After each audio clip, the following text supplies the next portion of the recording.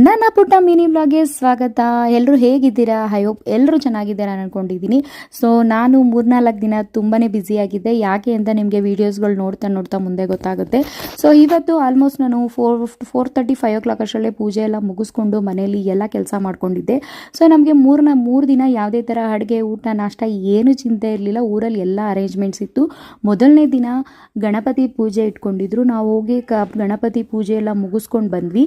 ಅದಾದ ನಂತರ ನಮ್ಮ ಮಾವನ ಮಗಳು ಇವಳು ಒಂದು ಕಲ್ಚರಲ್ ಆ್ಯಕ್ಟಿವಿಟೀಸ್ಗೆ ಪಾರ್ಟಿಸಿಪೇಟ್ ಮಾಡಿದ್ಲು. ಪ್ರೋಗ್ರಾಮು ಅಂದರೆ ಗುರುಜಿಗಳು ಸ್ವಾಮೀಜಿಗಳೆಲ್ಲ ಬರ್ತಾರಲ್ಲ, ಅವರಿಗೆ ಒಂದು ವೆಲ್ಕಮಿಂಗ್ ಪ್ರೋಗ್ರಾಮ್ ಥರ. ಸೊ ಹಾಗಾಗಿ ಇವಳನ್ನು ಕೂಡ ರೆಡಿ ಮಾಡ್ಕೊತಾ ಇದ್ದೆ. ಅದಾದಮೇಲೆ ಇನ್ನೇನು ಟೈಮ್ ಆಗ್ಬಿಟ್ಟಿತ್ತು. ಕಳಸ ಕೂಡ ರೆಡಿ ಮಾಡಿಕೊಂಡು ದೇವಿದು ಪ್ರತಿಷ್ಠಾಪನೆ ಏನು ಕಾರ್ಯಕ್ರಮ ಸ್ಟಾರ್ಟ್ ಆಗುತ್ತಲ್ಲ ಅದಕ್ಕೆ ಕಳಸ ತೊಗೊಂಡು ಹೋಗಬೇಕಾಗಿತ್ತು. ದೇವಿ ಕೂಡ ಈ ರಥದಲ್ಲಿ ಕೂರಿಸ್ತಾ ಇದ್ರು.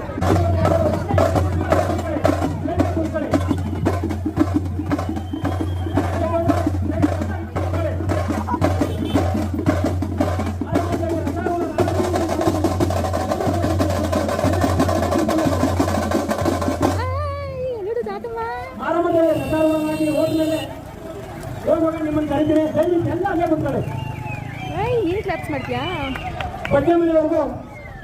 ಸಾಗಿ ಹೋಗಿರೋಣ.